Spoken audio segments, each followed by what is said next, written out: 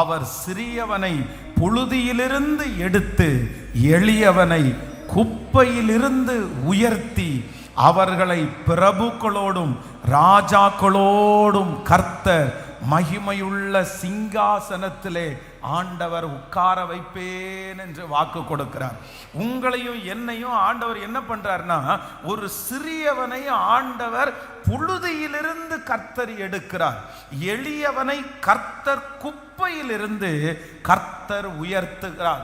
இந்த சத்தத்தை கேட்கிற யாருடைய வாழ்க்கை புழுதியா இருக்கிறதோ, யார் ரொம்ப சிறியவர்களா இருக்கிறீர்களோ, யார் ரொம்ப எளியவர்களா இருக்கிறீர்களோ, ஒருவேளை இன்றைக்கு இருக்கிற நிலைமை ஒருவேளை குப்பையில கிடக்கிறது போல இருக்கலாம். ஆனா ஆண்டவர் இன்றைக்கு கிருபையாய் வாக்கு கொடுக்கிறார். ஒரு நாள் வெகு சீக்கிரத்திலே நம்மையும் நம்முடைய பிள்ளைகளையும் நம்முடைய குடும்பத்தையும் கர்த்தர் எங்க வைக்க போறாருன்னா, உங்களை பிரபுக்களோட கர்த்தர் உட்கார வைக்க போறாரு. நம்முடைய பிள்ளைகளை கர்த்தர் மகிமையுள்ள சிங்காசனத்துல ஆண்டவர் உட்கார வைக்க போறாரு. இன்றைக்கு நம்முடைய குடும்பம் இருக்கிற நிலைமை, இன்றைக்கு நீங்கள் இருக்கிற நிலைமை, இன்றைக்கு உங்களுடைய வருமானம், இன்றைக்கு உங்களுடைய வேலை இருக்கிற இந்த சூழ்நிலை குப்பையை போல இருக்கலாம், குப்பையை போல இருக்கலாம், கீழே இருக்கலாம். ஆனா ஆண்டவர் வாக்கு கொடுக்கிறார், சீக்கிரமாய் பிரபுக்களோட நம்மை உட்கார வைக்க போறார். ஆமேன். கர்த்தர் அந்த காரியத்தை கிருபையா ஆண்டவரை ஆரம்பிச்சிட்டாரு. பாருங்க, இந்த சத்தத்தை கேட்கிற நம்ம நிறைய பேர் எங்க கடந்தோம் அப்படின்னு சொன்னா, புழுதியில கடந்தோம். நிறைய பேருடைய வீட்டில் மழை பெஞ்சிருச்சுன்னா அவ்வளோதான், உள்ளுக்குள்ள அந்த வீடு குப்பையா மாறும், சகதியா மாறும், புழுதியை போல அந்த வீடு மாறும். அப்படிப்பட்ட வீட்டில் குடியிருந்த நிறைய பேர் நம்ம இருக்கிறோம். அப்படிப்பட்ட சமுதாயத்தில் இருந்தவங்க நம்ம நிறைய பேர் இருக்கிறோம். நம்மை நிறைய பேர் அப்படியே தள்ளி வச்சு தான் நிறைய பேர் பார்த்தாங்க. ஆனால் ஆண்டவர் அந்த குப்பையிலிருந்து எடுத்து, அந்த புழுதியிலிருந்து எடுத்து, அந்த சாக்கடையிலிருந்து கர்த்தர் எடுத்து கொஞ்சம் கொஞ்சமா வளர்த்து ஆண்டவர் இவ்வளவு தூரம் கிருபையாய் உங்களையும் என்னையும் கர்த்தர் கொண்டு வந்திருக்கிறார். ஆனா குப்பையிலிருந்து ஆண்டவர் எடுத்தது, இந்த தூசியிலிருந்து ஆண்டவர் உங்களையும் என்னையும் எடுத்தது இந்த உயர்வை பார்க்கறதுக்கு இல்ல, இந்த சந்தோஷம் பார்க்கறதுக்கு இல்ல, இந்த மகிழ்ச்சியை பார்க்கறதுக்கு இல்ல. கர்த்தர் சொல்கிறார், உங்களையும் என்னையும் எதற்கு நேராய ஆண்டவர் கொண்டு போறார்னா, உன்னை நான் ராஜாக்களோட உட்கார வைப்பேன், பிரபுக்களோட உட்கார வைப்பேன், மகிமையுள்ள சிங்காசனத்திலே. இந்த வார்த்தை சீக்கிரமாய் நமக்கு நடக்க போகிறது.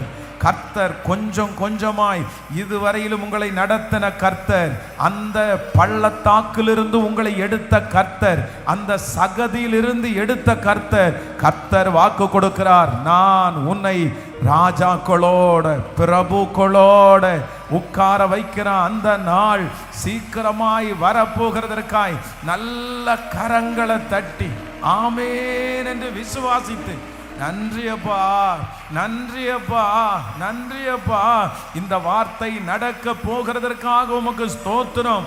புழுதியில் இருந்து எடுத்து, குப்பையில் இருந்து எடுத்து ராஜாக்களோடு, ஆமென். இந்த புழுதியின் அனுபவம் சீக்கிரமாய் மாறும், இந்த சிறுமையின் அனுபவம் சீக்கிரமாய் மாறும், இந்த குப்பையான வாழ்க்கை சீக்கிரமாய் மாறும். கர்த்தர் கிருபையாய் வாக்கு கொடுக்கிறார், நான் உன்னை பிரபுக்களோட அமர செய்கிற காலம் சீக்கிரமாய் வரப்போகிறது. இந்த தாழ்வு நிலையிலிருந்து, இந்த அடிமட்ட லெவலில் இருந்து கர்த்தர் உங்களையும் என்னையும் தூக்கி எடுப்பேன் என்று வாக்கு கொடுக்கிறார். மகனே, ஆண்டவர் உங்களை தூக்கி எடுக்க போறாரு. மகளே, ஆண்டவர் உங்களை தூக்கி எடுக்க போறாரு. எந்த பிள்ளை குப்பையில கிடக்குதோ, எந்த பிள்ளை தாழ்வுல கிடக்குதோ, கர்த்தர் சொல்லுகிறார், உங்க பிள்ளைய ஆண்டவர் குப்பையிலிருந்து புழுதியிலிருந்து எடுப்பேன் என்று கர்த்தர் வாக்கு கொடுக்கிறார். இப்பொழுது அந்த வார்த்தை நிறைய பேருக்கு நிறைவேறுகிறது. அந்த குப்பையான அனுபவத்திலிருந்து கர்த்தர் கை தூக்கி எடுக்க போறார். ஆண்டவருடைய மகிமை கை தூக்கி எடுக்க போகிறது. அங்கே தேவனுடைய கரம் உங்களுக்கு நேராய் கடந்து வரப்போகிறது. ஹல்லேலூயா. சிறியவனை புழுதியிலிருந்து எடுத்து எளியவனை குப்பையிலிருந்து உயர்த்துகிற கர்த்தர். உயர்த்துகிற கர்த்தர். நம்முடைய குடும்பத்திலே ராஜாக்களோட உட்காருகிறவர்களை கர்த்தர் எழுப்ப போறாரு. உங்க ஃபேமிலியிலிருந்து நிறைய பேர் பிரபுக்களோட உட்கார போறாங்க. விசுவாசிக்கிறீங்களா? உங்க பிள்ளைகளில் ஒருத்தரை கர்த்தர் பிரபுக்களோட உட்கார வைக்க போறாரு. இந்த சத்தத்தை கேட்கிற நீங்க அப்படிதான் சீக்கிரமா பிரபுக்களோட ஆண்டவர் உங்களை உட்கார வைக்க போறாரு. மகிமையுள்ள சிங்காசனத்தை ஆண்டவர் நமக்கு தர போறாரு. ஆமே, நம்முடைய வம்சத்திலேயே யாரும் பார்க்காத சிங்காசனங்கள் உங்களுக்காகவும் எனக்காகவும் கர்த்தர் ஆயத்தப்படுத்துவார். நம்புறவங்களுக்கு அப்படியே நடக்கும். எனக்காக சிங்காசனங்களை அவர் சிறியவனை புழுதியிலிருந்து எடுத்து எளியவனை குப்பையில் இருந்து அவர் உயர்த்துகிறார். இந்த குப்பையான இந்த அனுபவம் சீக்கிரமாய் மாறும். இந்த புழுதியான அனுபவம் சீக்கிரமாய் உங்களுக்கு மாறும். புழுதின்னா என்ன, குப்பைன்னா என்ன அப்படின்னு சொன்னா, யாருமே மதிக்காத ஒரு இடம் தான் குப்பை, யாருமே மதிக்காத ஒன்று தான் புழுதி. அப்படின்னா புழுதி வந்து காலில் போட்டு மிதிச்சிருவாங்க. குப்பைன்னா அதுக்கு பக்கத்தில் யாருமே போக மாட்டாங்க. அப்படின்னா த லீஸ்ட் நம்முடைய வாழ்க்கையில் இருக்கிற ரொம்ப அடிமட்டம். எல்லாருமே என்ன மிதிக்கிறாங்க பாஸ்டர், எல்லாருமே என்ன ரொம்ப கேவலமாக நினைக்கிறாங்க, என்ன ஒரு குப்பையாக கூட என்ன மதிக்க மாட்டேங்கிறாங்க, என்ன ஒரு தூசியை போல நினைக்கிறாங்க, என்னை ரொம்ப குறைவாக நினைக்கிறாங்க, என்னை ரொம்ப சீப்பாக எடை போடுறாங்க, என் பிள்ளைய ரொம்ப சீப்பாக எடை போடுறாங்க, என்னையும் அப்படிதான் கேவலமாக நினைக்கிறாங்க பாஸ்டர். ஆனால் ஆண்டவர் அப்படிப்பட்ட தேவ பிள்ளைக்கு தான் இன்னைக்கு வாக்கு கொடுக்கிறாரு. இன்றைக்கு உங்களை குப்பையாக நினைக்கலாம், இன்றைக்கு உங்களை சீப்பாக நினைக்கலாம், இன்றைக்கு உங்களை குறைவாக எடை போடலாம். ஆனா ஒரு நாள் அப்படி நினைக்கப்படுகிற உங்களை தான் கர்த்தர் அங்கிருந்து கர்த்தர் எடுப்பார். அந்த குப்பையிலிருந்து எடுப்பார், அந்த தூசியில் இருந்து எடுப்பார். அவர்கள் எல்லாரும் அண்ணாந்து பார்க்கிற அளவிற்கு ராஜாக்களோடு உட்கார வைப்பார். ஆமென். இன்னைக்கு நிறைய பேர் உங்களை கீழே வச்சு பார்க்கறாங்க, இன்னைக்கு நிறைய பேர் உங்களை தரையில வச்சு பார்க்கறாங்க. அப்படியே அவங்களுடைய கண்கள் உங்களை ஏளனமாய் கீழே பார்க்குது. ஆனா நான் விசுவாசிக்கிறேன், நமக்கு ஒரு தேவன் இருக்கிறார். அவர் யார் அப்படின்னா, உங்களை ஏறிட்டு பார்க்க வைக்க போறார். அவங்கள சுற்றி இருக்கிறவங்க உங்களை ஏறிட்டு பார்க்க போறார். இது தீர்க்க தரிசனமான வார்த்தை. உங்க பிள்ளைய தலை நிமிர்ந்து பார்க்க வைப்பார், உங்க பிள்ளைய தலை நிமிர்ந்து பார்க்க வைப்பார். உயர்ந்த இடத்துல கொண்டு போய் கரங்களை தட்டி அந்த வார்த்தையை விசுவாசிக்க. ஹல்லேலூயா, ஹல்லேலூயா. இயேசுவே, நீர் அதை செய்ய போகிறதற்காக உமக்கு ஸ்தோத்திரம், செய்ய போகிறதற்காய் ஸ்தோத்திரம். ஆமென். இந்த வசனத்தை இந்த வார்த்தையை இதிலிருந்து சில காரியங்களை இந்த அதிகாரத்திலிருந்து, இந்த 1 சாமுவேலிருந்து நம்ம வாசிக்க போறோம். இந்த வார்த்தையை யார் சொன்னா அப்படின்னு சொன்னா, வேதம் சொல்லுது, அன்னாள் என்கிற ஒரு தேவ மனுஷி பாட்டு அவங்க ஒரு பாட்டு பாடுறாங்க. அந்த பாட்டுல தான் இந்த வசனத்தை அவங்க கோட் பண்றாங்க. அப்படின்னு சொன்னா, அவருடைய வாழ்க்கையில அன்னாளை குறித்து நமக்கு தெரியும். அவங்களுக்கு குழந்தை இல்லாம இருந்துச்சு. அவங்க ஒரு பெரிய ஒரு சூழ்நிலைக்குள்ள கடந்து போனாங்க. ஆனா ஆண்டவர் அற்புதம் செஞ்ச உடனே, எனக்கு ஆண்டவர் என்ன செஞ்சார் அப்படின்றத இவங்க பாட்டா பாடுறாங்க. அப்போ இந்த வாக்குத்தத்தங்கள் இல்லைன்னா இந்த சம்பவம் நடந்ததற்கு ஒரு காலம் இருக்குது, ஒரு காலம், ஒரு நேரம். அதை நீங்க வாசிக்கும் போது எடுத்துக்கொள்ளலாமே.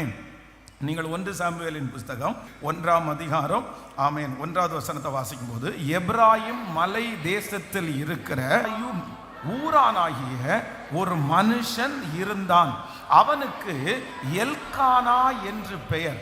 அவன் எப்ராயிமனாகிய பிறந்த தேகுவின் குமாரனாகிய எலியூவின் மகனான ஏரோகாமின் புத்திரன். ஆண்டவருடைய பிள்ளைகளை, அந்த வசனத்துல ஒரே ஒரு வார்த்தை பாத்தீங்கன்னா, சோப்பியும் அப்படின்ற எனப்பட்ட ராமதாயும், மலை தேசத்திலே இருக்கிற சோப்பியும். இந்த சோப்பியும் அப்படின்றது என்ன அப்படின்னா, ஆகமத்தில் 23ஆம் அதிகாரத்தினுடைய 11வது வசனம், அப்பொழுது பாலாக் பிலேயாமை நோக்கி, நீர் எனக்கு என்ன செய்தீர்?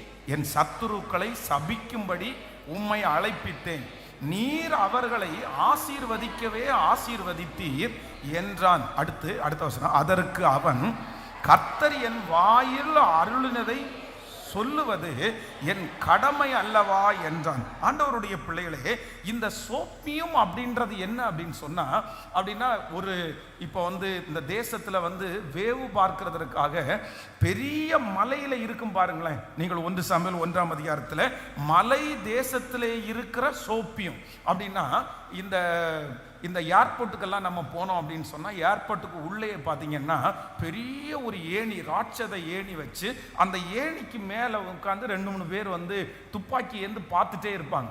அவர்களுடைய கையில் டெலஸ்கோப் மாதிரிலாம் இருக்கும். ரொம்ப தூரத்தில் இருந்து என்ன வந்தாலும் அவங்க கண்டுபிடிப்பாங்க. அப்போது இந்த எண்ணாகமத்தில் நம்ம வாசிக்கும் போது இந்த மனுஷனை இந்த சபிக்கும்படியாக போன இந்த மனுஷனை மலையின் மேல ஃபர்ஸ்ட் என்ன பண்றாரு அப்படின்னு சொன்னா, கொண்டு போய் விட்டுட்டு இந்த ஜனங்களை சபிங்க அப்படின்னு சொல்றாரு. ஆனா அந்த ஜனங்களை சபிக்க முடியல. சரி, ஓகே, நீங்க இங்க வேண்டாம், சோப்பியும் அப்படின்னா மேலே ஏறி அங்க இருந்து பார்த்து, ஏன்னா பின்னாடி இருக்கிறவங்க அந்த அளவுக்கு ஸ்பிரிச்சுவலா இருக்க மாட்டாங்க, அங்க தப்பு நடக்கும், அப்படியாவது நீங்க சபிங்கன்னு சொன்னதுக்கு அப்புறம் இந்த தேவ மனுஷன் என்ன சொல்றான்னா, இல்ல இல்ல இவங்களை சபிக்கவே முடியாது. அப்போ இந்த சோப்பியும் அப்படின்றது என்னன்னா, கண்காணிக்கிறதற்காக வைக்கப்பட்டிருக்கிற ஒரு இடம். நான் விசுவாசிக்கிறேன், ஆண்டவர் நம்முடைய சமீபத்தில் உள்ளது அல்ல, நம்முடைய தூரத்தில் உள்ளதையும் கர்த்தர் காண்கிற தேவனாய் இருக்கிறார். அவருடைய கண்கள் நீதிமானுடைய ஒரு பக்கத்தை அல்ல, முன் பக்கத்தை அல்ல, உங்களுடைய வாழ்க்கையிலே எவ்வளவு தூரம் பார்க்க வேண்டுமோ அவ்வளவு தூரம் என் தேவனாகிய கர்த்தர் காண்கிற தேவனாய் இருக்கிறார். ஆமென். அப்போ இந்த சம்பவம் ஆரம்பிக்கும் போது எப்படி ஆரம்பிக்குதுன்னா, இந்த சோப்பியும் அப்படின்னு ஆரம்பிக்குது. அப்படின்னா கர்த்தர் பார்க்கிற தேவன், கர்த்தர் தூரத்திலையும் பார்க்கிற தேவன், இருதயத்திலே மறைந்திருக்கிறதை பார்க்கிற தேவன். இந்த அன்னாளுடைய வாழ்க்கையில வேதம் சொல்லுது, யாரும் காணாத அந்த பார்ட்ட ஆண்டவர் என்ன பண்றார்னா, பார்த்து கர்த்தர் ஒரு குழந்தையை கர்த்தர் தருகிறார். நான் விசுவாசிக்கிறேன், இந்த 1 சாமுவேலில் ஆண்டவர் முதலாவதாக கர்த்தர் வாக்கு கொடுக்கிறார். உங்களுடைய அருகாமையிலே இருக்கிறது மட்டுமல்ல, இப்பொழுது இருக்கிற தேவைகளை மட்டுமல்ல, வருங்காலத்தில் உள்ள தேவைகளையும் இனி நீங்கள் செய்ய போகிற காரியத்தையும் கர்த்தர் காண்கிற தேவனாய் இருக்கிறார். அவர் இன்றைக்கு மட்டும் தேவன் அல்ல, அவர் நாளைக்கும் நமக்கு தேவன், அவர் அடுத்த வருடத்திற்கும் நமக்கு தேவன். நம்முடைய பிள்ளை படித்து முடிகிற வரைக்கும் நம்முடைய தேவன், நம்முடைய பிள்ளைக்கு திருமணம் செய்கிற வரைக்கும் அவர் நம்முடைய தேவன். கர்த்தர் வாக்கு கொடுக்கிறார், இந்த தேவன் என்றென்றைக்கும் உள்ள சதா காலங்களிலும் நமது தேவன், அவர் மரண பரியந்தம் உன்னை நடத்துவேன் என்று கர்த்தர் வாக்கு கொடுக்கிறார். கர்த்தர் சொல்லுகிறார், இன்றைக்கு நான் உன் பிள்ளையை போஷிக்கிறேன், நாளைக்கு நான் போஷிப்பேன், திருமண வயதில் நான் போஷிப்பேன், முதிர் வயது வரைக்கும் நான் உன்னை போஷிப்பேன். நீதிமான் கைவிடப்பட்டதையும் அவனுடைய சந்ததி அப்பத்துண்டுக்கு இறந்து திரிந்ததை எங்கள் கண்கள் காணவே இல்லை. ஹல்லேலூயா. அப்போ இந்த அதிகாரம் ஆரம்பிக்கும் போதே எப்படி ஆரம்பிக்குதுன்னா, ஒரு தூர பார்வையோட ஆரம்பிக்குது. நீங்க மறக்க மாட்டீங்கன்னு நினைக்கிறேன். இப்போ எங்க இருந்து வர்றோம் அப்படின்னா, இந்த அதிகாரத்தை முழுக்க நம்ம இன்னைக்கு ஒரு மேலோட்டமா நம்ம தியானிச்சு இன்னைக்கு நம்ம கடந்து போறோம். அப்படின்னா ஆண்டவர் வாக்கு கொடுக்கிறாரு, நான் சிறியவனை குப்பையிலிருந்து எடுத்து அவனை என்ன பண்ண போறேன்னா, பிரபுக்களோடும் ராஜாக்களோடும் உட்கார வைக்க போறேன். அப்போ இந்த பாடல் யாருக்கு ஆண்டவர் கொடுத்த? இது ஒரு பாடல். இந்த பாடலை பாடினது யார் அப்படின்னா அன்னாள். இந்த அன்னாளுக்கு ஆண்டவர் ஒரு பெரிய காரியத்தை செய்ததுனால இந்த பாட்டை அவங்க பாடுறாங்க. அப்போ இந்த அன்னாள் வாழ்க்கையில இந்த அதிகாரம் எங்க இருந்து ஆரம்பிக்குது அப்படின்னா, ஆண்டவர் கிட்டை அல்ல, கர்த்தர் தூரத்தையும் பார்க்கிறவர் என்று ஆரம்பிக்கிறார். இதுவரைக்கும் உங்களுக்கு புரிஞ்சிருக்கும்னு நினைக்கிறேன். கைகளை அசைத்து ஒரு ஹல்லேலூயா சொல்லலாம். ஸோ அடுத்ததாக நான் இந்த அன்னாளுடைய வாழ்க்கையில் ஆண்டவர் எது வரைக்கும் அமைதியாய ஆண்டவர் இருந்தார். இவங்க வாழ்க்கையில் கர்த்தர் ஒரு குழந்தை பாக்கியத்திற்காக இவங்க கேட்குறாங்க. ஆனால் ஆண்டவர் ஒரு அமைதியாக இருக்கிறார். முதலாவதாக ஒரு வசனத்தை வாசிக்கலாமா? நீங்கள் அந்த சாமுவேல் 1ஆம் அதிகாரம் 5வது 6வது வசனத்தை வாசிக்கலாமா? 5வது 6வது வசனத்தை வாசிக்கலாம். அன்னாளை சிநேகித்தபடியினால் அவளுக்கு இரட்டிப்பான பங்கு கொடுப்பான், கர்த்தரோ அவள் கர்ப்பத்தை அடைத்த அடைத்திருந்தார். கர்த்தரோ அவள் கர்ப்பத்தை அடைத்திருந்தாள். அடுத்த வசனத்தை கூட வாசிக்கலாம். 6வது வசனம். கர்த்தர் அவள் கர்ப்பத்தை அடைத்தபடியினால் அவளுடைய சக்களத்தி அவள் துக்கப்படும்படியாக அவளை மிகவும் விசனப்படுத்துவாள். நல்லா கவனிங்க ஆண்டவருடைய பிள்ளைகளே, இந்த இடத்துல ஆண்டவர் இந்த அன்னாளுடைய வாழ்க்கையிலே கர்த்தர் அமைதியா இருக்கிறார். எது வரைக்கும் ஆண்டவர் அமைதியா இருக்கிறார்? இந்த கர்ப்பத்தை அடைச்சது கணவனார் கிடையாது, கர்ப்பத்தை அடைச்சது பிசாசு கிடையாது, இல்ல கர்ப்பத்தை அடைத்தது முன்னோருடைய சாபம் கிடையாது. யாரு கர்ப்பத்தை அடைச்சாங்களாமா? சொல்லுங்களேன். கர்த்தர் கர்ப்பத்தை அடைச்சாராம். அது எப்படி ஆண்டவர் கர்ப்பத்தை அடைப்பார்? ஆண்டவர் இந்த சிறுமையை ஆண்டவர் பார்க்கலையா? ஆண்டவர் ஒரு பெண்ணுக்கு ஒரு குழந்தை பாக்கியம் என்கிறது ரொம்ப முக்கியமானது அல்லவா? அந்த பிள்ளைய அதுவும் கர்த்தர் அவளுடைய கர்ப்பத்தை அடைத்ததினால் அவளுடைய சக்களத்தை அவளை என்ன பண்றாங்களாமா? ரொம்ப வருத்தமா நடத்துறாங்க. அவ்வளோ வேதனையான. அப்ப ஆண்டவர் ஏன் திறக்க வேண்டியதானே? உடனே கொடுத்துருக்கலாம்ல. ஆனா கர்த்தர் அமைதியா இருந்தார். ஏன் அப்படின்னு சொன்னா ஒரு மிகப்பெரிய ஒரு காரணம் உண்டு. ஏன்னா இந்த அன்னாளுடைய வயிற்றிலே பிறக்கிற இந்த சாமுவேல் என்கிற தீர்க்கதரிசி, அந்த மனுஷன் வர்றதுக்குன்னு ஒரு காலம் இருக்குது. இது என்ன அப்படின்னு சொன்னா, இந்த சாமுவேல் நம்ம ஏற்கனவே தியானிச்சிருக்கிறோம். இந்த சாமுவேல் தீர்க்கதரிசிக்கு முன்பாக வரைக்கும் யாருடைய காலம் இருந்துச்சு அப்படின்னா, நியாயாதிபதிகளுடைய காலம் இருந்துச்சு. நியாயாதிபதிகள் தான் அதை அரசாண்டார்கள். ஏலி அப்படிங்கிறவன் ஆசாரியன் நியாயாதிபதியாய் அங்க இருந்தான். ஏலியினுடைய பிள்ளைகள் வரைக்கும் என்ன ஆச்சுன்னா, அப்படியே இப்போ அந்த ஏலியினுடைய காலம் தாண்டதற்கு பிற்பாடு இப்ப ஆண்டவர் என்ன பண்ண போறாருன்னா, ஒரு ராஜாக்களின் காலத்தை கர்த்தர் உண்டு பண்ண போறாரு. சோ அந்த ராஜாக்களை அபிஷேகம் பண்றதற்கு ஆண்டவர் ஒரு தீர்க்கதரிசியை கர்த்தர் இந்த உலகத்துல கொண்டு வரணும். அதற்காக ஆண்டவர் இப்போ என்ன பண்றாருன்னா, காலதாமதம் பண்ணுகிறார். அப்போ நான் விசுவாசிக்கிறேன், ஆண்டவர் சில காரியத்தை நம்முடைய வாழ்க்கையிலேயே அடைக்கிறார் அப்படின்னா அவர் செய்யாமல் இருப்பதற்காக அல்ல, ஏற்ற காலத்திற்காக ஆண்டவர் காத்திருக்கிறார்.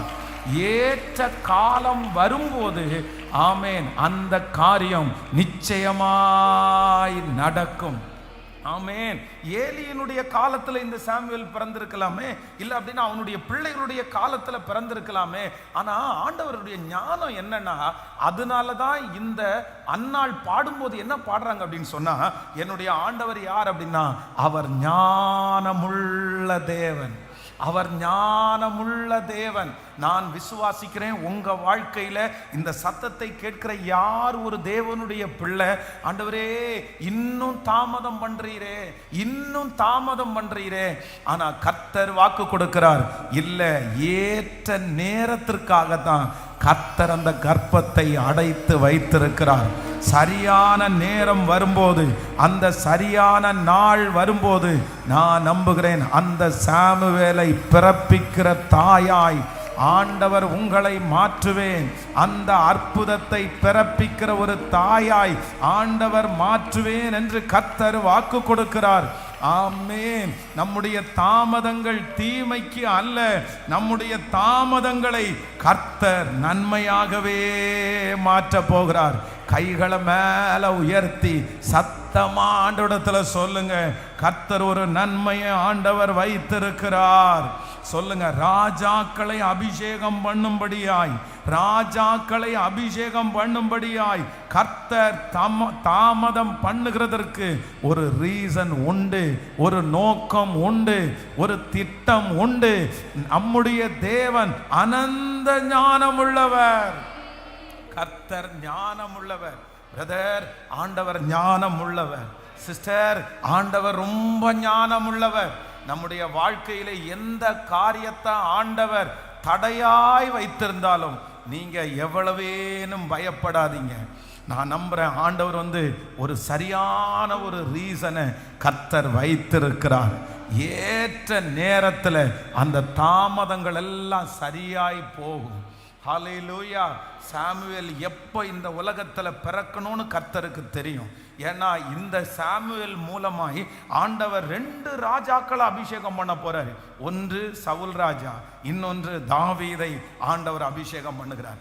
ஆனா இது இவங்களுக்கு தெரியவே தெரியாது, இந்த அன்னாளுக்கு தெரியாது. அன்னாளுக்கு என்ன தெரியும் அப்படின்னா, என்னமோ தெரியல என்னுடைய கர்ப்பத்தை ஆண்டவர் அடைச்சு வச்சிருக்கிறாரு, என்னமோ தெரியல ஆண்டவர் என் கர்ப்பத்தை அடைச்சு வச்சிருக்கிறாரு. ஆனா கர்த்தர் இன்னைக்கு தெரியாட்டாலும் உன்னுடைய கர்ப்பத்தை அடைப்பதற்கு ஒரு ரீசன், ஒரு நோக்கம் உண்டு. அது இந்த காலத்திற்காக அல்ல, வருங்காலத்திற்காக தான். நான் விசுவாசிக்கிறேன் இந்த 100 days ஜபத்தில் கர்த்தர் தீர்க்க தரிசனமா வாக்கு கொடுக்கிறாரு. இல்ல, நான் தாமதம் பண்ணுகிறதற்கு ஒரு நோக்கத்தை கர்த்தர் வைத்திருக்கிறார். அந்த சாமுவேலை நிச்சயம் நம்முடைய கண்கள் காணும். அவர் ஞானமுள்ள தேவன். ஒரு 5 டைம் கையை உயர்த்தி சொல்லுங்க பார்க்கலாம், நீர் ஞானமுள்ள தேவன். சொல்லுங்க முழு பலத்தோடு அப்பா பார்த்து சொல்லுங்க, ஆண்டவரே நீர் ஞானமுள்ள தேவன். என்னுடைய சத்தமா நிறைய பேருக்கு உங்க வாழ்க்கையில ஏன் இப்படி நடக்குது, கர்த்தர் உனக்கு ஏன் இப்படி செஞ்சாரு, ஆண்டவரே கர்ப்பத்தை அடைப்பாரா, ஆண்டவரே எடுத்து போடுவாரா, ஆண்டவரே உனக்கு தீங்கு செய்வாரா அப்படின்னு நிறைய பேர் உங்களை பார்த்து கேள்வி கேட்கிறாங்க. நீங்க ஏசப்பாவை பார்த்து கையை உயர்த்தி சொல்லுங்க, நீங்க ஞானமுள்ள தேவன். சத்தமா சொல்லுங்க, நீங்க ஞானமுள்ள தேவன். நீர் எதை செய்தாலும், நீர் எதை செய்தாலும் அதுல நிச்சயமா ஒரு நோக்கம் உண்டு, அதுல நிச்சயமா ஒரு காரணம் உண்டு.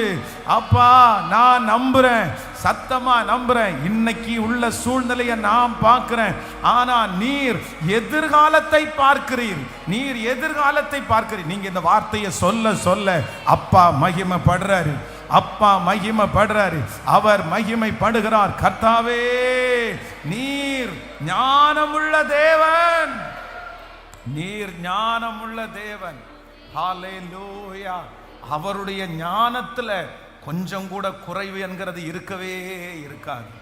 அவர் நடத்தினால் கண்டிப்பாக நன்மையாதான் இருக்கும், அவர் நடத்தினால் நன்மையாதான் இருக்கும். அவர் நம்முடைய வாழ்க்கையில தீமை என்கிற ஒன்றை கர்த்தர் செய்யவே மாட்டார். ஹல்லேலூயா. அதனால கர்த்தர் சிலரிடத்துல இன்னைக்கு ரொம்ப தெளிவா பேசுறாரு இந்த காரியத்தை. கர்த்தர் அவள் கர்ப்பத்தை அடைத்தாள். கர்த்தரா இதை செஞ்சாரு. ஆண்டவரே இதை நீங்க செஞ்சிருக்கீங்களே, உங்க கண்ணுக்கு தெரியாதாப்பா, உங்க கண்ணுக்கு தெரியாதா, நீங்க பார்க்கிற தேவன் தானே அப்படின்னு உங்களுடைய இருதயத்துக்குள்ள நிறைய பேருக்குள்ள கேள்வி எழும்பலாம். நான் இவ்வளவு ஜெபம் பண்ணல, இவ்வளவு தேடி வந்தேன்ல, என் வாழ்க்கையில எப்படி ஆண்டவரே இதை அனுமதிச்சிங்க, உங்க திட்டம் இல்லாம எப்படி ஆண்டவரே இது நடந்திருக்கும் அப்படின்ற ஒரு பெரிய கேள்வி இருக்கலாம். ஆனா அதற்கு ஒரே ஒரு பதில் தான் இருக்குது, அவர் ஞானமுள்ள தேவன். சொல்லுங்க, அவர் ஞானமுள்ள தேவன், அவர் ஞானமுள்ள தேவன். நீ உங்களுக்கும் எனக்கும் இன்னைக்குள்ளது மட்டும்தான் தெரியும். உங்களுக்கும் எனக்கும் இன்னைக்கு குழந்தை பிறந்தா நல்லா இருக்கும்னு நினைப்போம். ஆனா ஆண்டவர் என்ன பண்றாருன்னா, சாமுவேலை வெயிட் பண்ண வைக்கிறாரு. ராஜாக்களை அபிஷேகம் பண்ணுகிற பிள்ளைய உன் வயிற்றுல நான் தரப்போறேன். உன்னிடத்திலிருந்து பிறக்க போகிறது சாதாரணமான பிள்ளை அல்ல, அது ராஜாக்களை அபிஷேகம் பண்ணுவதற்காக. அதற்காக தான் கர்த்தர் அத்தனை நாட்களும் கர்ப்பத்தை அடைத்து வைத்திருந்தார். ஹல்லேலூயா. நாமும் நம்மை சுற்றி இருக்கிறவர்களும் இன்றைக்கு இருக்கிற சூழ்நிலையை பார்க்கும்போது ஆண்டவர் என்னுடைய எதிர்காலத்தை கர்த்தர் பார்க்கிறார். ஆமென். எதுவரைக்கும் நம்முடைய வாழ்க்கையில ஆண்டவர் அமைதியா இருப்பார், எதுவரைக்கும் கர்த்தர் கிரியை செய்யாமல் இருப்பார். நம்பர் 1, முதலாவதாக அந்த நேரம் வருகிற வரைக்கும் ஆண்டவர் என்ன செய்கிறார் என்றால் கர்த்தர் அமைதியா இருப்பார். ஹல்லேலூயா. அந்த கர்த்தர் குறித்திருக்கிற நேரம் வரும், கர்த்தர் குறித்திருக்கிற அந்த காலம் வரும். அந்த காலத்தில் அந்த காரியம் நேர்த்தியாய் நடக்கும்.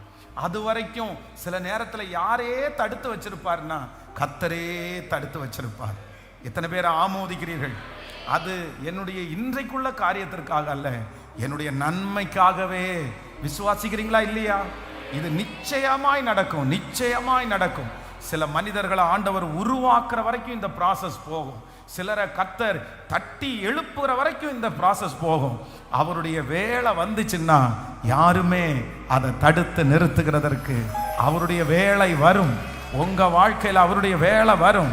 இந்த ஜெபம் முடிகிறதுக்குள்ள அவருடைய வேலை வரும். இந்த 100 days ஜெபம் முடிகிறதற்குள்ள கர்த்தர் அந்த கர்ப்பத்தை திறந்தது போல, ஆமென், அந்த நோக்கத்தை ஆண்டவர் நிறைவேற்றுவார். ஹல்லேலூயா. நம்பர் 2, இரண்டாவதாக எது வரைக்கும் ஆண்டவர் அமைதியா இருப்பார் அப்படின்றத நம்ம வாசிக்கும் போது எடுத்துக்கொள்ளலாம். 1ஆம் அதிகாரத்தினுடைய 7வது வசனத்தை வாசிக்கலாமா? 1ஆம் அதிகாரம் 7வது வசனம். அவள் கர்த்தருடைய ஆலயத்திற்கு போகும் சமயத்தில் அவன் வருஷந்தோறும் அந்த பிரகாரமாகவே செய்வான். இவள் அவளை மனமடிவாக்குவாள். அப்பொழுது அவள் சாப்பிடாமல் அழுது கொண்டிருப்பாள். அடுத்த வசனத்தை கூட வாசிக்கலாம். அவள் புருஷனாகிய எல்கானா அவளை பார்த்து, அன்னாளே, ஏன் அழுகிறாய்? ஏன் சாப்பிடாதிருக்கிறாய்? ஏன் சஞ்சலப்படுகிறாய்? 10 குமாரரை பார்க்கிலும் நான் உனக்கு அதிகம் அல்லவா என்றான். சீலோவாவிலே அவர்கள் புசித்து குடித்த பின்பு அன்னாள் எழுந்திருந்தாள். எல்லாரும் இந்த லைனை மட்டும் அண்டர்லைன் பண்ணுங்க. சீலோவிலே அவர்கள் புசித்து குடித்த பின்பு அன்னாள் எழுந்திருந்தாள். சொல்லுங்க, எல்லாரும் சொல்லுங்க, சேர்ந்து சொல்லுங்க. அன்னாள் எழுந்திருந்தாள். அன்னாள் எழுந்திருந்தாள். ஆண்டவருடைய பிள்ளைகளே, இந்த இடத்துல நல்லா கவனிச்சுங்க. ரெண்டாவது, எது வரைக்கும் இந்த அற்புதம் நடக்காம இருக்கும்? எது வரைக்கும் ஆண்டவர் அமைதியா இருப்பார் அப்படின்னா, இந்த இடத்துல அன்னாள் பெனினாள் 2 பேர் இருக்கிறாங்க. அப்போ இந்த பெனினாள் வருஷந்தோறும் இவங்க எங்க வருவாங்கன்னா தேவனுடைய ஆலயத்திற்கு வர்றாங்க. ஒவ்வொரு வருஷமும் அந்த பண்டிகை நாட்களில் ஆலயத்திற்கு அவங்க சந்தோஷமாய் அவங்க சாப்பிட்றது இது ஒரு பெரிய வழக்கமாகவே இருக்குன்னு வச்சுக்கோங்களேன். ஆனால் வருஷந்தோறும் என்ன நடக்கும் அப்படின்னு சொன்னால், கரெக்டாக இந்த சாப்பிட்ற நேரத்தில், இந்த சந்தோஷமாக இருக்கிற நேரத்தில் அதை கரெக்டாக பார்த்துட்டு இந்த பெனினாள் என்ன பண்ணுவான்னு சொன்னால் ரொம்ப வருத்தப்படுத்துவான். வருஷம் இது நடக்குது, அவ்வளோதான். வந்த உடனே மூட் ஆஃப் ஆயிரும், மனசு கஷ்டமாயிரும். சரி, ஓகே, அப்படியே இந்த அன்னாள் என்ன பண்ணுவாங்கன்னா அப்படியே உட்கார்ந்துருவாங்க. ஆனா எல்லா வருஷமும் உட்கார்ந்திருந்த அந்த அன்னாள் இந்த வருஷம் ஒரு தீர்மானம் எடுக்கிறாள். அவர்கள் சீலோவிலே அவர்கள் புசித்து குடித்த பின்பு அன்னாள் எழுந்திருந்தாள். அப்படின்னா இதுவரைக்கும் தன்னுடைய வாழ்க்கையில அவர்கள் சொல்லுகிறத வருத்தமா கேட்டு ஒடுங்கி போய் மனசு உடைஞ்சு போய் வருத்தத்தோட இருந்த அன்னாள் இந்த வருஷம் ஒரு தீர்மானம் எடுக்கிறா. இனியும் நான் என்ன பண்ண மாட்டேன்னா, இதை கேட்டுட்டு வருத்தப்பட்டு நான் உட்கார மாட்டேன், இதுல அழுதுட்டே நான் உட்கார மாட்டேன். நான் ஒன்று பண்ணுவேன், இந்த வருஷம் நான் எழுந்திருந்து தேவனுடைய ஆலயத்திற்கு போவேன். அந்த வருடமே கர்த்தருடைய வார்த்தை அன்னாளுக்கு நேராய் கடந்து வந்தது. அன்னாள் எழுந்திருந்த வருடம் அற்புதத்தின் வருடமாய் மாறினது. அன்னாள் எழுந்திருந்த வருடம் ஆண்டவர் நீதி செய்கிற வருடமாய் மாறினது. அன்னாள் எழுந்திருந்த வருடம் எதிரியினுடைய வாயை கர்த்தர் அடைத்த வருடமாய் மாறினது. அன்னாள் எழுந்திருந்த வருடமே கர்த்தர் ஒரு பெரிய நன்மையை கர்த்தர் கிருபையாய் தந்தார். ஒவ்வொரு ஜனங்களுக்கும் ஆண்டவர் வாக்கு கொடுக்கிறார். நீங்க முன்னேறணும்னு நினைக்கும் போது, சந்தோஷமான அந்த நேரத்தில் பெனினாளை போல யாராவது ஒருத்தர் உங்களை உடைச்சு உங்களை வருத்தப்படுத்தி இத்தனை ஆண்டுகளும் உங்களை உட்கார வச்சிருக்கலாம். இந்த வருஷம் வரைக்கும், இந்த 100 நாள் ஜபம் வரைக்கும் நீங்க ஒவ்வொரு வருஷமும் உங்களையே நீங்க வேதனைப்படுத்திட்டு எங்க போனாலும் இப்படி இருக்கிறாங்களேன்னு சொல்லி நீங்க ஒடுங்கி மனம் நொந்து போய் உட்கார்ந்து இருக்கலாம். ஆனா இந்த வருடம் கர்த்தர் உங்களுக்கான வருடம். இந்த 100 நாள் ஜபம் இது உங்களுக்கான ஜபம். கர்த்தர் வாக்கு கொடுக்கிறார். அந்த பெனினாளுடைய பேச்சை உதறி தள்ளிவிட்டு நீ எழுந்திரு. அந்த அவமானத்தை உதறி தள்ளிவிட்டு எழுந்திரு. ஆமென். சமயம் தேடி உன்னை வருத்தப்படுத்துகிற அந்த வருத்தத்திலிருந்து கர்த்தர் வாக்கு கொடுக்கிறார். நீ எழுந்திரு. நீ தூசியை உதறி விட்டு எழுந்திரு. இந்த ஜெபம் சாதாரணமாய் அல்ல, உங்களை எழுப்பும்படியாய் கர்த்தர் இந்த ஜெபத்தை வைத்திருக்கிறார். மகளே, நீ எழுந்திரு. உன்னை எழுப்பும்படியாக தான் இந்த வார்த்தை கடந்து வருகிறது. ஹல்லேலூயா. ஆண்டவர் இந்த ஜெபத்திலே கலந்து கொள்ளுகிறது வைத்ததுக்கு காரணம், அந்த பேச்சை கேட்டு சோர்ந்து போகாத, மனம் உடையாத. கர்த்தர் சொல்லுகிறார், என்னைக்கும் அவங்க உடைச்சிட்டு தான் இருப்பாங்க. நீ எழும்பும் வரைக்கும், நீ எழும்பும் வரைக்கும் இந்த பட்டணங்கள், கிராமங்கள் வெறுமையாய் கிடக்கும். ஆனா நீ எழும்பி விட்டால், தெபராளே எழுந்திரு, நீ எழும்பி விட்டால் இந்த பட்டணம் பாழாய் போவது இல்லை. ஹல்லேலூயா. கரங்களை தட்டி என்னை எழும்ப பண்ணுகிற தேவன், என்னை எழும்ப பண்ணுகிற தேவன். ஓ, முடவர்களை கர்த்தர் தட்டி எழுப்புகிறார். வார்த்தையினாலே முடமாக்கப்பட்டிருக்கிறவர்களை கர்த்தர் தட்டி எழுப்புகிறார். எழும்ப முடியாமல் மனிதர்கள் கட்டி வைத்திருக்கிறவருடைய கட்டுகளை அறுத்து இப்பொழுது கர்த்தர் இந்த நாளிலே கர்த்தர் எழும்ப பண்ணுகிறார். Thank you Jesus. Thank you Jesus. Hallelujah. ஆமென். எதுவரைக்கும் இந்த அற்புதத்தை நம்ம பார்க்காம இருப்போம்? எதுவரைக்கும் ஆண்டவர் அமைதியா இருப்பார்? எதுவரைக்கும் அன்னால ஆண்டவர் நினைக்கலன்னா, நம்பர் 1, ஃபர்ஸ்ட் அவருடைய வேளை வருகிற வரைக்கும் அவர் ஒரு காலத்தை நிர்ணயம் பண்ணி இருக்கிறார். அவர் ஒரு திட்டத்தை வைத்திருக்கிறார். அது வரைக்கும் ஆண்டவர் அமைதியா இருக்கிறவர். இரண்டாவதாக, ஆண்டவரே நீர் எது வரைக்கும் அற்புதம் செய்யாமல் இருப்பீர்? எத்தனை வருஷமா இந்த நிந்தையை சுமக்கிறது? அப்ப ஆண்டவர் வாக்கு கொடுக்கிறார், அந்நாள் எழும்புகிற வரைக்கும் அப்படிதான் இருக்கும். நீங்களும் நானும் எழும்புகிற வரைக்கும் அப்படிதான் இருக்கும். சத்துருடைய ஒரு பெரிய தந்திரம் என்ன அப்படின்னு சொன்னா, நம்மளை எழும்பவே விட மாட்டான். ஏன் அப்படின்னா, நம்ம தைரியமா எந்திரிச்சிட்டோம்னா அது நடந்துரும்னு சத்துருக்கு தெரியும். அதனால முடிஞ்ச வரைக்கும் சோர்வுகளை கொடுத்துட்டே இருப்பான், அசதிகளை கொடுத்துட்டே இருப்பான். எதிர்மறையான பாருங்க, வருஷம் இதுதான் வேலை. அதில் நீங்கள் வாசிக்கும் போது உங்களுக்கு தெரியும். பாருங்க, 7வது வசனத்திலிருந்து வாசிக்கலாமே.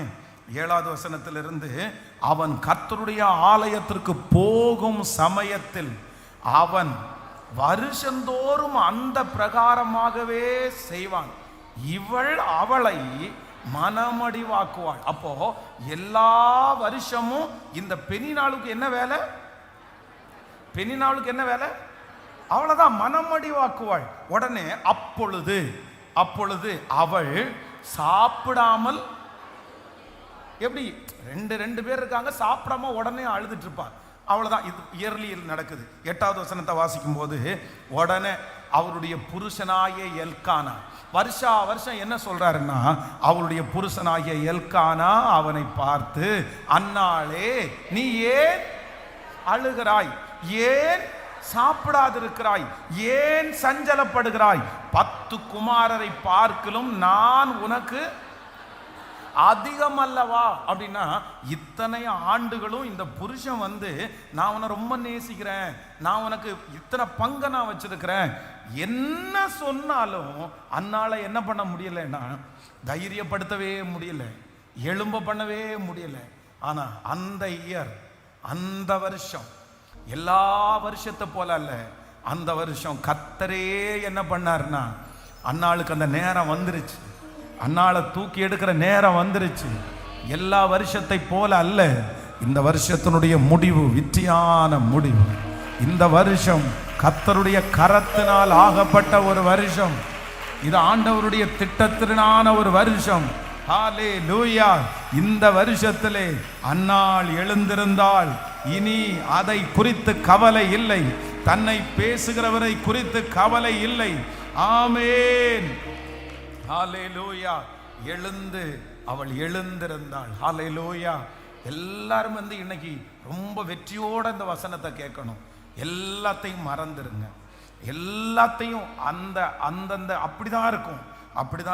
ஆனா நீங்க எழும்பிட்டீங்கன்னு வச்சுக்கோங்களேன், கர்த்தர் உங்களுக்காக எழும்பி நிற்பார். நான் எழும்புவேன், தூசியை உதறிவிட்டு எழும்புவேன், எல்லாத்தையும் உதறிவிட்டு எழும்புவேன். இது நீங்கள் எழும்புகிறதற்கான காலம், நீங்கள் இது நிற்கிறதற்கான காலம். ஆமென். சோர்ந்து போயிருந்தீங்கன்னா அப்படியே போயிருவீங்க. ஆமென். உடஞ்சிட்டீங்கன்னா அப்படியே உடஞ்சு உட்காருவீங்க. இந்த பெனினாள் எப்படினாலும் பேச்சை நிறுத்த மாட்டா. இந்த பெனினாள் பேச்சை நிறுத்தணும்னா நீங்க எழும்பினாதான் பெனினாளுடைய வாய் அடைக்கப்படும். நீங்க எழும்பாத வரைக்கும் பெரினாளுடைய வாய் பேசிட்டு தான் இருக்கும். உங்களுக்கு விரோதமாய் காரியங்கள் நடக்குதில்ல, உங்களை சத்துரு கட்டி வச்சிருக்கிறான்ல, நீங்க எழும்புற வரைக்கும் அது இருக்கத்தான் செய்யும். ஆனா நீங்க எழும்பிட்டீங்கன்னா கர்த்தர் உங்களுக்கு பலன் கொடுத்து கர்த்தர் உங்களை கிருபையாய் நடத்த போகிறார். ஹல்லேலூயா, ஆமென். நம்பர் 3, மூன்றாவதாக எதுவரைக்கும் ஆண்டவரே, எதுவரைக்கும் ஆண்டவரே. வாசிக்கலாமா ஒரு வசனத்தை? 1ஆம் அதிகாரம் 7வது வசனத்தையும் 1ஆம் அதிகாரம் 18வது வசனத்தையும் நம்ம வாசிக்க போகிறோம். 1ஆம் அதிகாரம் 7வது வசனத்திலே, அவள் கர்த்தருடைய ஆலயத்திற்கு போகும் சமயத்தில் அவன் வருஷந்தோறும் அந்த பிரகாரமாகவே செய்வான். இவள் அவளை மனமடி வாக்குவாள். அப்பொழுது அவள் சாப்பிடாமல் அழுது கொண்டு இருப்பாள். கவனிங்க, இந்த இடத்துல வசனம் சொல்லுது. இப்ப என்ன நடக்குது அப்படின்னு சொன்னா, இந்த இடத்துல இந்த பெனினாள் இவளை மனமடி வாக்கும் போது, உனக்கு இந்த மாதிரி இருக்குது, உனக்கு லக்கி இல்லை, நீ என்னதான் உன் கணவனார் உன்னை நேசிச்சாலும் உனக்கு ஒரு குழந்தை கொடுக்க முடியுமா அப்படின்னு சொல்லி தன்னை மனமடி வாக்கும் போது இந்த அன்னாள் என்ன பண்றாங்க அப்படின்னு சொன்னா, இவங்களுக்கு முதல்ல எது ரிஜெக்ட் ஆகுது, இவங்க முதல் எதை வேண்டான்னு கை வைக்கிறாங்கன்னா, வேதம் சொல்லுது அவள் சாப்பிடாமல் அழுது கொண்டிருப்பாள். அவள் சாப்பிடாமல் அழுது கொண்டிருப்பாள். இப்ப ஏன் இந்த சாப்பிடாமல் அழுது கொண்டிருப்பாள் அப்படின்ற வசனம் சொல்லப்படுகிறது. பொதுவா இவங்க வருஷத்திற்கு ஒரு டைம் அந்த இடத்துல பலி செலுத்துகிறதற்காக போகும்போது, பலி செலுத்தி முடிச்ச உடனே இவங்களுக்கு என்ன கிடைக்கும்னா ஒரு பங்கு கிடைக்கும். ஒரு பங்கு. இந்த பங்கு ரொம்ப விசேஷமான பங்கு. இது எங்க இருந்து வருது அப்படின்னு சொன்னா, அங்க ஆசரிப்பு கூடாரத்திலிருந்து அந்த பங்கு வர்றதுனால எல்லாருமே பொதுவாகவே இந்த பலி செலுத்திட்டு வர்ற இந்த பங்குல சாப்பிட்றதற்கு ரொம்ப ஆசைப்படுவாங்க. அது ஒரு ஆசீர்வாதமாய் அவங்க நினைப்பாங்க. வருஷா வருஷம் இந்த போஜனத்திற்காகவே நிறைய பேர் வருவாங்கன்னு வச்சுக்கோங்களேன். பொதுவாக நம்ம நிறைய திருச்சபைகளை பார்த்தீங்கன்னா, இந்த நிறைய சாப்பாடு நிறைய போடும்போது இந்த அன்னதானம் மாதிரி இன்னும் நல்ல சிஎஸ்ஐ திருச்சபையில் கூட இருக்கு பாருங்களேன், அசன விருந்து அப்படின்ற இந்த விருந்து, நம்முடைய லவ் ஃபீஸ்ட், இந்த மாதிரிலாம் வரும்போது பொதுவாகவே நம்ம எல்லாருமே கோயிலுடைய சாப்பாடு, ஆலயத்தில் உள்ள சாப்பாடை ஒரு நேரம் சாப்பாடணும்னு எல்லாருமே நினைப்பாங்க. நிறைய பேர் வாஞ்சியாக போவாங்க, நிறைய பேர் பக்கெட்டை தூக்கிட்டு போவாங்க, நிறைய பேர் இப்போல்லாம் அதுலேயே கொடுக்க ஆரம்பிச்சிட்டாங்க. அப்படின்னா அவங்களே என்ன பண்ணுவாங்கன்னா அழகாக பேக் பண்ணி கொடுத்துருவாங்க, நம்ம நிறைய பேர் வாங்கிக்கலாம். அது நிறைய பேர் ஆர்வமாக அதை வாங்குவாங்க. அப்போ இது எங்கன்னா பழைய ஏற்பாட்டின் காலத்திலே இவர்கள் இந்த மாதிரி பலி செலுத்தி முடிச்சிட்டு வர்ற இந்த பங்கை அவங்க குடும்பத்தோடயே இப்ப ஷேர் பண்ணி இவங்க சாப்பிடுவாங்க. ஆனா வருஷா வருஷம் என்ன நடக்குது அப்படின்னு சொன்னா, சாப்பாட்டுக்கு உட்காரும் போது இந்த பெனினாள் பேச தொடங்குவாங்க. அவ்வளவுதான். இவங்களுக்கு மனசு உடைஞ்சு போய் முதல்ல எதுல தான் கை வைப்பாங்க அப்படின்னு சொன்னா, எனக்கு வேண்டாம், எனக்கு சாப்பாடு வேண்டாம், நான் சாப்பிடல. அதனால தான் இவருடைய கணவனார் என்ன பண்ணுவார் அப்படின்னா, அவளை எப்படியாவது என்ன பண்ணணும், எப்பா இது முக்கியமான பங்காச்சே, இது நீ சாப்பிட வேண்டிய பங்காச்சே, எல்லாரும் நாங்க சாப்பிடும்போது இந்த விசேஷ சாப்பாடை நீ சாப்பிடாம இருக்கலாமான்னு சொல்லி அவருடைய கணவனார் எவ்வளவோ முயற்சி எடுத்தோம். இத்தனை வருடம் வரைக்குமே அந்த அன்னாளால என்ன பண்ண முடியலன்னா அந்த சாப்பாடை சாப்பிட முடியல. மனசுல வெறுப்பு, அப்படியே ஒரு தடை, அப்படியே ஒரு கஷ்டம். ஆனா இந்த இயர் என்ன நடக்குது அப்படின்னு சொன்னா, நீங்க 1ஆம் அதிகாரத்தினுடைய 18வது வசனத்தை வாசிக்கலாமா? 1ஆம் அதிகாரம் 18வது வசனம், அப்பொழுது அவள் உம்முடைய அடியாளுக்கு உம்முடைய கண்களிலே தயை கிடைக்க கடவது என்றாள். பின்பு அந்த ஸ்திரீ புறப்பட்டு போய் போஜனம் செய்தாள். அப்புறம் அவள் துக்க முகமாய் இருக்கவில்லை. நல்ல கரங்களை தட்டி முழு பலத்தோடு. இப்போ தடை உடையுது. சாப்பாட்டுக்காக இருந்த தடை உடையுது. சாப்பிடாமல் இதுவரையிலும் இருந்த அன்னாளுக்கு இப்போ ஒரு விடுதலை கிடைக்குது. ஹல்லேலூயா. தேவ சமூகத்துல போய் இவங்க ஜெபம் பண்ணிட்டு வந்த உடனே, அந்த வார்த்தை வந்த உடனே, இதுவரைக்கும் அவங்க கன்சீவ் ஆகல, இதுவரைக்கும் குழந்தை பிறக்கல, ஆனா இவங்க ஒரு முடிவு எடுத்துட்டாங்க. என்ன முடிவு எடுத்துட்டாங்கன்னா, எல்லா வருஷமும் நான் சாப்பிடாம நான் போவேன், ஆனா இந்த வருஷம் தேவ சமூகத்திலிருந்து வருகிற அப்பத்தை, தேவ சமூகத்திலிருந்து வருகிற ஆகாரத்தை நான் சாப்பிடாம போவதே இல்லை. இந்த வருஷம் நான் அதை சாப்பிடுவேன். வேதம் சொல்லுது, அந்த சாப்பாடை எப்ப அவங்க சாப்பிட்டாங்களோ உடனே என்ன நடக்குது அப்படின்னு சொன்னா, அவள் அதற்கு பிறகு துக்க முகமா இருக்கவில்லை. நல்ல கரங்களை தட்டி கர்த்தரை மகிமைப்படுத்தலாம். அப்போ ஆண்டவருடைய பிள்ளைகளே, இந்த ஆகாரம்ன்றது என்னன்னு நினைக்கிறீங்க? ஆகாரம்ன்றது என்னன்னு நினைக்கிறீங்க? ஆகாரம்ன்றது என்ன? வேதத்தினுடைய வசனத்தின்படி சாப்பாடுன்றது எதை குறிக்குது? வேதம் சொல்லுது, மனிதன் அப்பத்தினால் மாத்திரம் அல்ல, தேவனுடைய வாயிலிருந்து புறப்படுகிற ஒவ்வொரு வார்த்தையினாலும் பிழைப்பான். பாருங்க, உங்களுக்கு எது வரைக்கும் அற்புதம் தாமதமாகும், எது வரைக்கும் அற்புதம் நடக்காது அப்படின்னு சொன்னா, ஒரு தேவனுடைய பிள்ளை ஆண்டவருடைய வார்த்தையை புசிக்கிற வரைக்கும் அற்புதத்தை நீங்க பார்க்க முடியாது, அதிசயத்தை நீங்க பார்க்க முடியாது. ஏன் அப்படின்னா, நமக்கு நடக்க வேண்டிய அதிசயம் வேற எந்த மனுஷனாலும் நடக்காது, அது நம்முடைய திறமையினால நடக்காது, நம்முடைய பணத்தினால நடக்காது. ஆனா எதனால நடக்கும்னா, கர்த்தருடைய வார்த்தையினாலே நடக்கும். பலத்தினாலும் அல்ல, பராக்கிரமத்தினாலும் அல்ல, அவருடைய ஆவியினாலே ஆகும். அவருடைய வார்த்தையை அனுப்ப அந்த அற்புதம் நடக்கும். அவருடைய வார்த்தையை அனுப்பும் போது வியாதிகள் சுகமாகும். அவருடைய வார்த்தை எதை வேண்டுமென்றாலும் செய்யும். அவருடைய வார்த்தைக்கு முன்பாய் செய்ய முடியாதது என்று ஒன்றுமே இல்லை. ஹல்லேலூயா.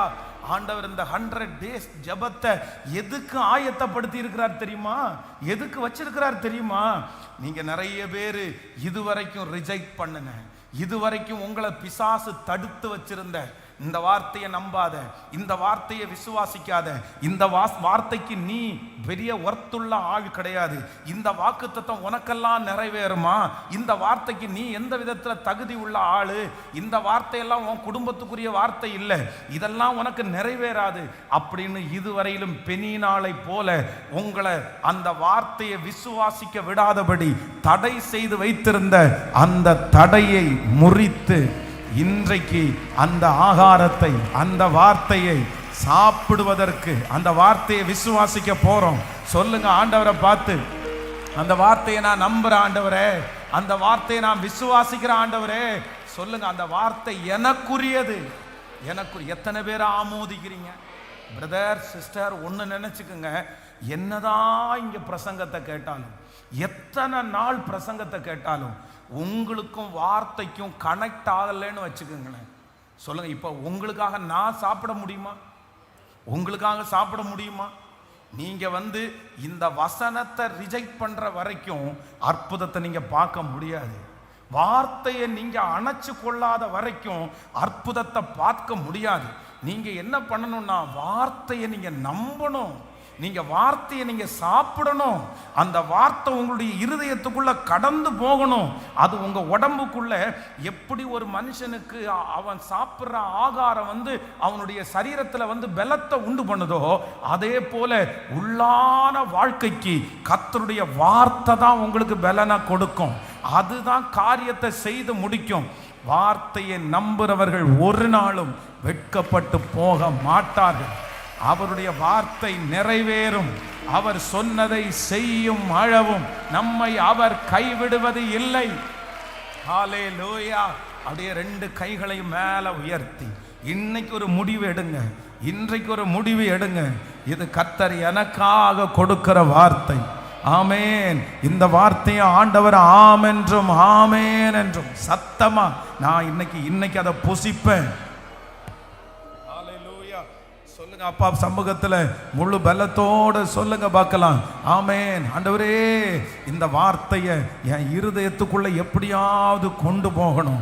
என் இருதயத்துக்குள்ள கொண்டு போக விடாதபடி தடை செய்கிற அந்த பெனினாளுடைய ஆவி, அந்த சத்துருடைய ஆவிகள் இப்பொழுது இயேசுவின் நாமத்தினால வல்லமை இழந்து போவதாக.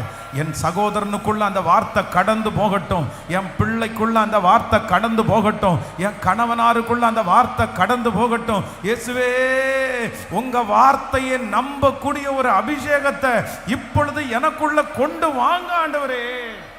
கேளுங்க கேளுங்க. லாத்தானா மரஹதலரமா. ஸ்தோத்திரம் ஸ்தோத்திரம் ஸ்தோத்திரம். அவருடைய வார்த்தை மேலானது, அவருடைய வார்த்தை பெரியது. ஆமேன் ஆமேன். சொல்ல சொல்ல அந்த கிருபை. எல்லாரும் ஜெபம் பண்ணுங்க. கர்த்தர் நிறைய பேரிடத்துல எஸ் எஸ் எஸ் இந்த வார்த்தையை விசுவாசிக்கிறவன் பிழைப்பான், இந்த வார்த்தை சொன்னதை செய்து முடிக்கும். ஸ்தோத்திரம் ஸ்தோத்திரம் ஸ்தோத்திரம் ஸ்தோத்திரம். ஹல்லேலூயா.